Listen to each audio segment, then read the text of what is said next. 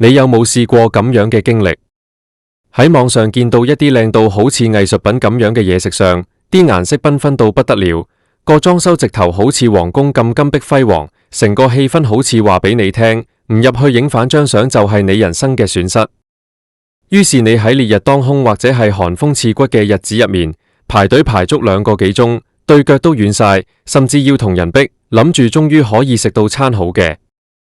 點知坐低之後，你發現嗰碟所謂嘅精緻美食，食落口陣味竟然同你喺超市買返嚟幾十蚊個嘅微波爐叮叮飯冇乜分別，甚至仲難食啲。嗰種落差感，真就係由天堂跌落去地獄，一肚火都唔知同邊個講。呢種所謂嘅漂亮飯，其實就係近年嚟餐飲界最大嘅騙局。以前我哋講食飯係講色香味俱全，依家好多網紅店淨係做得到個色字，至於香同味，基本上都係靠工業化嘅預製菜撐住。你以為大廚喺廚房入面大顯身手，幫你細心烹調？錯啦，後廚其實可能連一個正經嘅廚師都冇，全部都係啲20幾歲、10幾歲嘅後生仔喺度撕開個鋁箔袋，將入面啲嘢倒入個微波爐或者係滾水入面加熱，然後擺下盤，撒2粒番元鬚，淋少少汁，咁就收你200幾300蚊。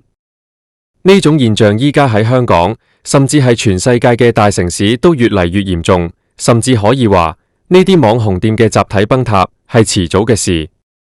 我哋先嚟講下咩叫漂亮飯。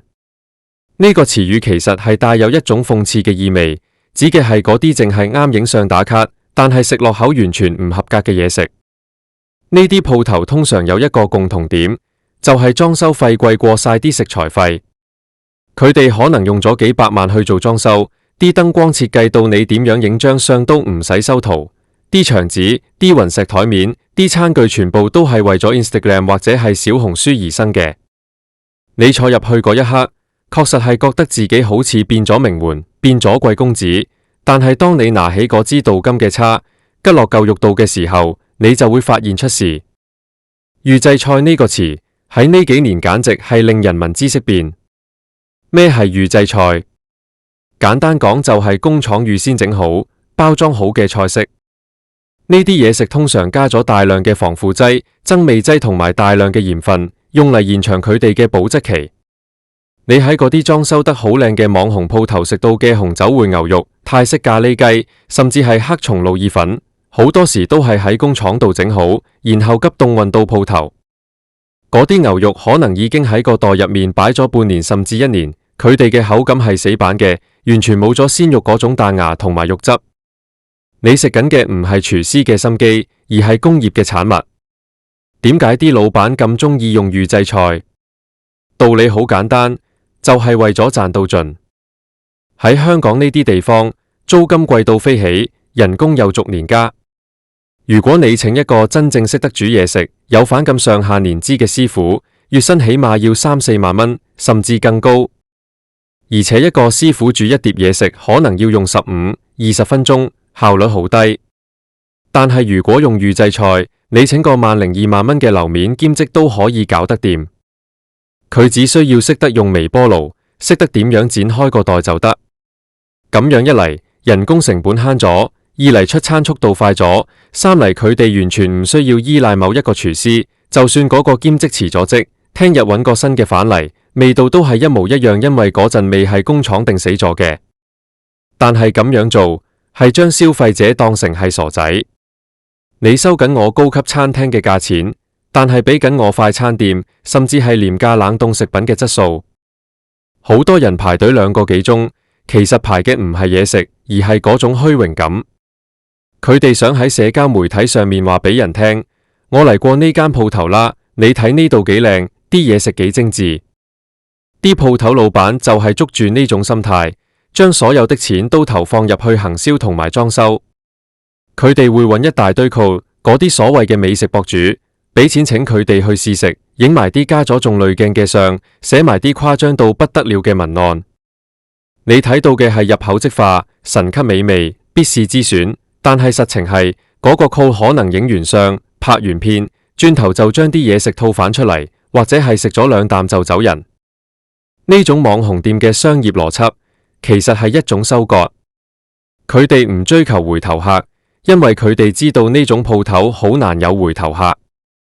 佢哋追求嘅係源源不絕嘅新客，即係嗰啲仲未被騙，睇咗社交平台推介而嚟嘅人。所以佢哋會用盡一切方法去製造人龍，例如刻意縮減座位，或者係出餐速度慢啲，令到門口永遠都有人排隊。喺香港呢個從眾心理好強嘅地方，只要門口有人排隊，就自然會有更多人排埋一份。你問排隊啲人入面食咩？佢哋可能都答你唔出，只係覺得咁多人排，應該唔差啩。但係當消費者慢慢清醒過嚟嘅時候，呢個泡沫就會爆。而家已經見到好多網紅店一間接一間咁執笠。點解？因為明星臭咗咯。依家資訊流通咁快，一個人在網上寫個負評，可能未必有人理，但係當幾百人、幾千人都話間鋪頭係搵笨嘅時候，就連最盲目嘅消費者都會避開。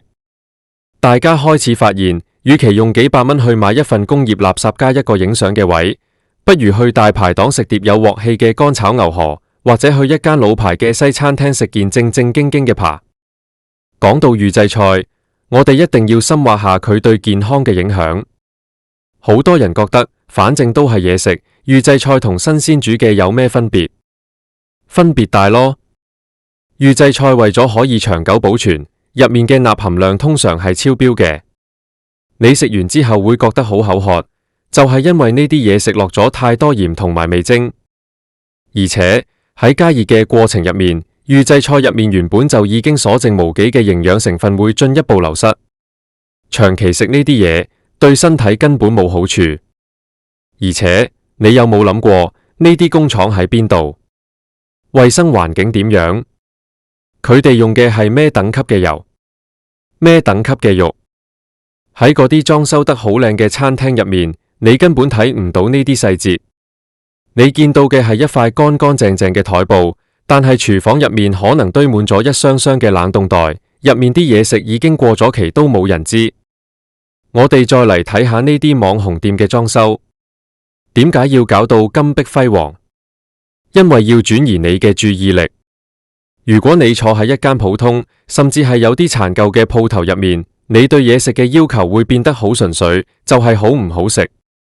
但係如果你坐喺一間好似藝術館咁樣嘅地方，你嘅感官會被分散。你忙住影相，忙住調整角度，忙住睇下周圍有冇名牌包包，你嘅味覺會變得遲鈍咗。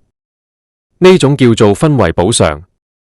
當你發現嘢食好難食嘅時候，你會喺心理上面安慰自己，算啦，起碼呢度個環境好靚，影相好睇，當係交咗入場費咯。呢種交入場費嘅心態，正正係助長咗呢啲劣質網紅店嘅氣焰。我識得一個喺呢行做咗好多年嘅朋友，佢同我講，而家好多新開嘅鋪頭喺寫商業方案嘅時候，根本唔會提嘢食要點樣煮，佢哋只會寫社交媒體曝光率要達到幾多，邊個 call 負責帶節奏，裝修要用咩顏色先至吸睛。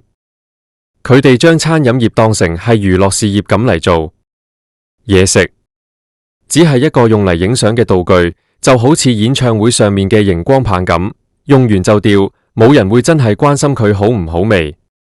但係香港人其實係好精明嘅，我哋以前食開嘅係咩？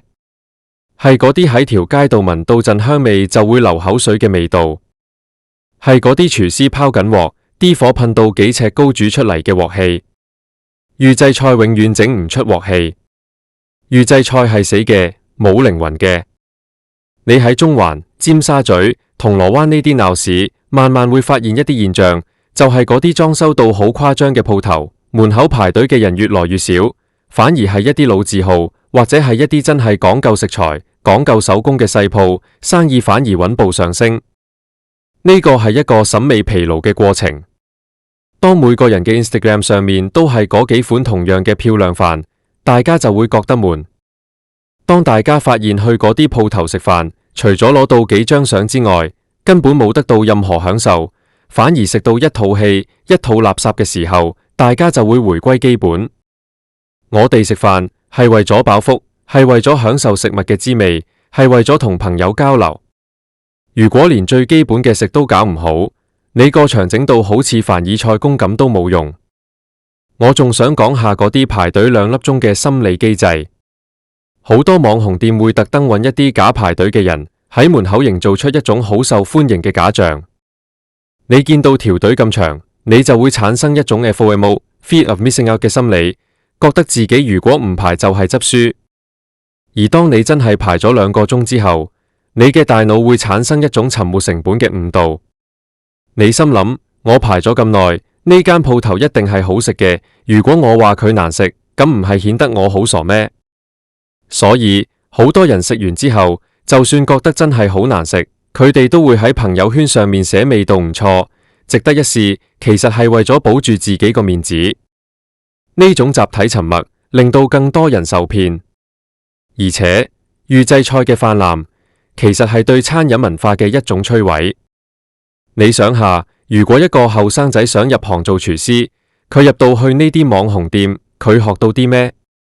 佢學到嘅唔係點樣切菜，點樣控制火候，點樣調味，佢學到嘅係點樣設定微波爐嘅時間，點樣將個塑膠袋剪得靚啲。如果全香港、全世界嘅餐廳都變成咁樣，10年、20年之後，仲有冇人識得煮一餐好飯？我哋嘅下一代係咪會以為嘢食本來就係應該喺個塑膠袋入面出嚟嘅？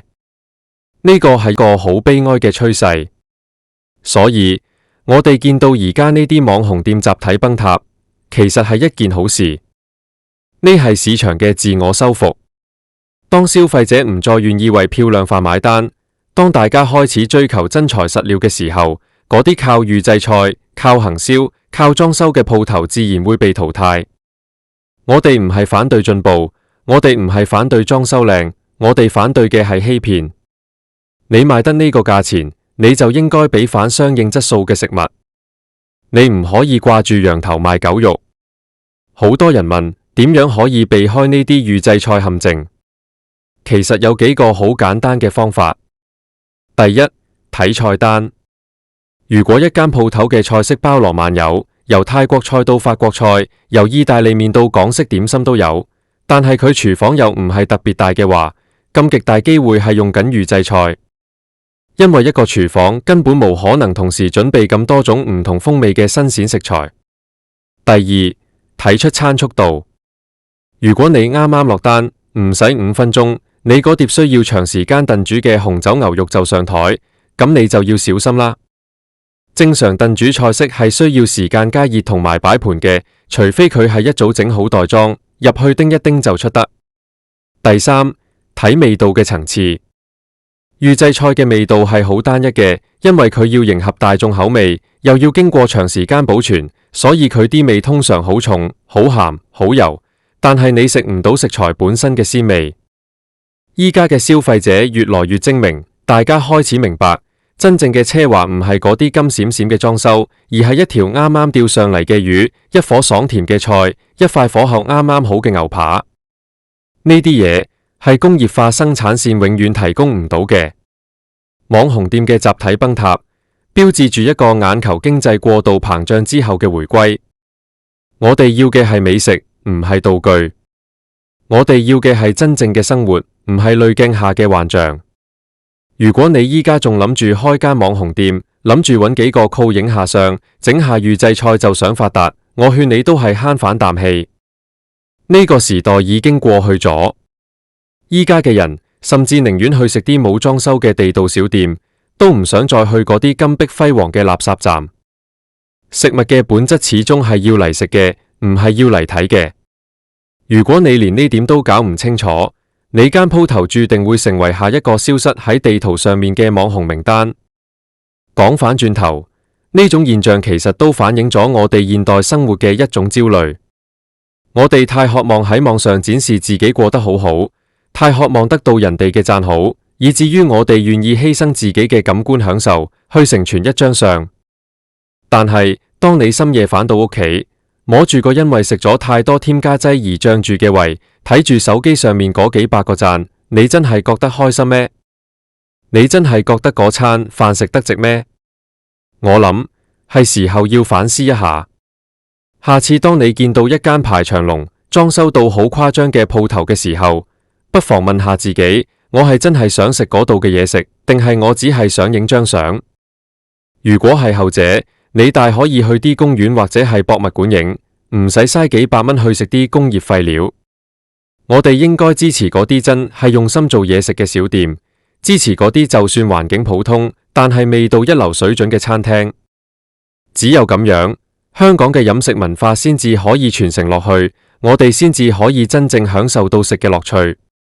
網紅店嘅崩塌，其實係對整個餐飲業嘅一個警示。佢話俾大家聽，行銷可以帶嚟一時嘅繁榮，但係只有品質先至可以帶嚟長久嘅生存。嗰啲排隊2個鐘，食完一肚氣嘅日子，應該要畫上句號啦。以後我哋行入一間餐廳，唔好再睇佢盞燈有幾閃，亦都唔好再睇佢塊鏡影得人幾瘦。我哋要睇嘅係廚房傳出嚟嘅香味，係老闆對食材嘅執着，係嗰份久違咗嘅真正嘅食飯嘅感覺。講到呢度，我諗起以前細個嘅時候，屋企樓下嗰間茶餐廳，冇華麗嘅裝修，得幾張摺凳，冷氣仲要成日滴水。但係嗰度嘅師傅，每一碗叉燒飯都係用心去做嘅。啲叉燒係每日新鮮燒出嚟嘅，個邊位帶點窿，陣蜜糖味係清新嘅。你食落口係感受到熱度，感受到嗰份人情味，嗰種滿足感係依家任何一間收你幾百蚊嘅網紅店都俾唔到嘅。點解我哋依家越嚟越難揾到呢種感覺？就係因為我哋被太多表面嘅嘢蒙蔽咗。我哋以為貴就係好，以為靚就係好，結果我哋俾咗錢，俾咗時間，最後換嚟嘅係空虛。預製菜嘅盛行，其實係一種倒退。佢將人類文明入面最精華嘅飲食文化，簡化成一條生產線上面嘅指令。如果我哋唔發聲，如果我哋唔選擇用腳投票，咁以後我哋就只能夠喺回憶入面去揾好食呢2個字。呢篇口播稿寫到呢度，其實係想大家明白，生活唔係活俾人哋睇嘅。餐飯好唔好食，你自己個胃最清楚。唔好再被嗰啲所謂嘅網紅效應牽住走。下次見到有人話必食神級，記得留個心眼，睇下間鋪頭嘅評價入面有冇人影到廚房後面嘅包裝袋。依家嘅世界變幻莫測，但係有一樣嘢係永遠唔會變嘅，就係人類對真誠、對品質嘅追求。網紅店會執笠，漂亮飯會玩完，但係真正好食嘅鋪頭，永遠都會有人記得，永遠都會有人願意去支持。希望大家以後食餐飯都能夠食得開開心心，唔使再排隊排到火滾，食完仲要一肚氣。我想再補充一啲細節，關於呢啲預製菜嘅偽裝技術。依家啲工廠真係好犀利，佢哋會特登喺預製菜入面加一啲假嘅手工痕跡，例如佢哋會將啲肉切到不規則嘅形狀，令你覺得係廚師親手切嘅，或者喺啲麵包上面撒少少麵粉，令你覺得係新鮮烘焙出嚟。呢啲全部都係心理戰，佢哋研究你嘅心理，知道你中意手工感，所以就量產手工感俾你。呢種做法其實比直接話你聽係工廠貨更加可惡。仲有啊，大家有冇留意到呢啲網紅店嘅燈光通常都係偏黃或者係偏暖色調？呢種燈光會令到嘢食睇落去更加誘人，甚至可以遮蓋住食材本身嘅瑕疵。例如一塊唔係咁新鮮嘅肉喺黃色燈光下面睇落去會變得很紅潤。呢啲都係視覺騙術嘅一部分。所以當你喺嗰啲鋪頭入面覺得嘢食好靚嘅時候，試下攞部手機出嚟，熄咗個濾鏡，用最真實嘅鏡頭去睇下，你可能會見到一啲你唔想見到嘅真相。我哋再講下價錢。好多人覺得網紅店賣得貴係因為租金貴，係，租金係貴，但係更多嘅錢係去咗邊？係去咗廣告費同埋公關費。你食嗰一餐飯入面，可能有1/3嘅錢係幫佢俾咗扣嘅酬勞。你想下，你辛辛苦苦賺返嚟嘅錢，原本係想食餐好嘅，結果竟然係幫一啲你完全唔識嘅網紅買名牌包包，你心入面會唔會覺得好唔平衡？所以我哋要學識做一個清醒嘅消費者，唔好再被嗰啲精美嘅排版、誇張嘅形容詞所誤導。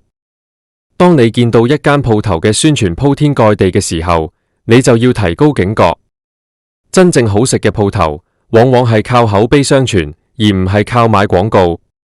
真正嘅大廚，佢哋嘅心力係花喺研究食材同埋烹調方法上面，而唔係花喺研究點樣影相先至靚。最後，我想對嗰啲仲喺度堅持用預製菜騙人嘅老闆講一句：消費者唔係傻嘅，你可以呃到人一時，但係你呃唔到人一世。當個個都開始反感漂亮飯嘅時候，你嗰啲金碧輝煌嘅裝修就會變成你嘅墳墓。餐飲業係一個勤行，係一個講心嘅行業。如果你冇嗰份心，你就唔好糟蹋美食呢兩個字。喺呢個咁急速嘅社會，我哋每個人都好攰，食餐好飯其實係一種療愈。唔好俾呢啲劣質嘅網紅店破壞咗你嘅心情。以後揀食嘢嘅地方，試下多啲聽下身邊朋友嘅真實意見，或者去一啲你幫襯開，覺得味道穩定嘅老地方。唔好再追求嗰種虛無嘅網紅感，回歸本質，享受食物帶俾你嘅最原始、最真誠嘅快樂。呢場漂亮飯嘅鬧劇係時候要收場啦。等我哋一齊揭開呢啲網紅店嘅真面目，等市場回歸理性，等我哋嘅餐台上面重新出現真正嘅美食。唔好再排隊2個鐘，唔好再食一套戲，我哋值得更好嘅選擇。我唔係話所有靚嘅鋪頭都係差，有啲鋪頭真係可以做到裝修同埋味道並重，但係呢啲鋪頭係少之又少。如果你遇到一間咁樣嘅鋪頭，請你一定要好好珍惜，因為喺而家呢個浮躁嘅年代，願意花心思喺味道上面嘅人真係已經唔多。我想再分享一個故事，係關於我一個朋友。佢係一個典型嘅打卡狂人，以前佢每一餐飯都要去網紅鋪頭，每一餐都要影足半個鐘相先肯食。但係有一日，佢突然同我講，佢唔想再去呢啲地方啦。我問佢點解，佢話有一次佢去咗一間好出名嘅網紅咖啡，排咗3個鐘隊，最後食到嘅一份招牌鬆餅，入面竟然仲係凍嘅。佢去同店員理論，店員竟然話：我哋個微波爐可能壞壞地，幫你再叮下咯。佢嗰一刻突然醒咗，佢發現自己排咗咁耐隊，俾咗咁多錢，最後換嚟嘅竟然係咁樣嘅對待。由嗰日開始，佢刪除咗手機入面所有嘅美食 app， 開始去揾一啲隱世嘅小店。佢話而家食飯先至係真正嘅享受，因為佢唔再需要考慮張相靚唔好睇，佢只需要考慮啲嘢食好唔好味。呢個故事話俾我哋聽，當你放下對虛榮嘅追求，你先至會發現生活嘅真諦。唔好再被嗰啲虛假嘅繁華所迷惑。香港嘅美食文化之所以出名，唔係因為我哋有幾多網紅店，而係因為我哋有嗰份對食物嘅熱情同埋尊重。等我哋一齊守護呢份傳統，拒絕預製菜，拒絕漂亮飯，讓食飯回歸佢最原本嘅意義。講咗咁耐，我希望呢篇稿可以幫到大家，亦都希望大家可以將呢個資訊分享出去，等更多人知道呢啲網紅店嘅真相。我哋要一齊努力，將呢啲劣質嘅餐飲陷阱趕出市場。下次如果你再見到有人喺網上大肆宣傳一啲睇落好唔真實嘅漂亮飯，記得喺下面留個言，提醒下大家。只有我哋一齊發聲，呢個環境先至會變好。喺2026年初嘅今日，我哋見到餐飲業嘅大洗牌。呢個唔係末日，而係重生。當嗰啲浮誇嘅網紅店消失之後，剩低嘅就會係真正經得起考驗嘅味道。呢個過程可能會有啲痛，但係對於愛食嘅我哋嚟講，絕對係一件好事。最後嘅最後，我想講返嗰啲數字：排隊2個鐘，食完一套戲，裝修幾百萬，後廚垃圾袋。呢啲數字背後係無數消費者嘅失望。等我哋一齊將呢啲數字變成歷史。以後我哋講起食飯，係講嗰間鋪頭嘅老闆好用心，而唔係嗰度影相好靚。如果你都有過類似嘅慘痛經歷，或者你發現咗邊間網紅店其實係預製菜大戶，歡迎你喺留言區度分享出嚟。我哋唔係要針對邊一間鋪頭，我哋係要針對呢種唔健康嘅行業風氣。等我哋一齊揾返嗰份屬於香港人嘅真材實料嘅味道。多謝大家聽我講咗咁耐，祝大家每一餐都食得真實，食得滿足。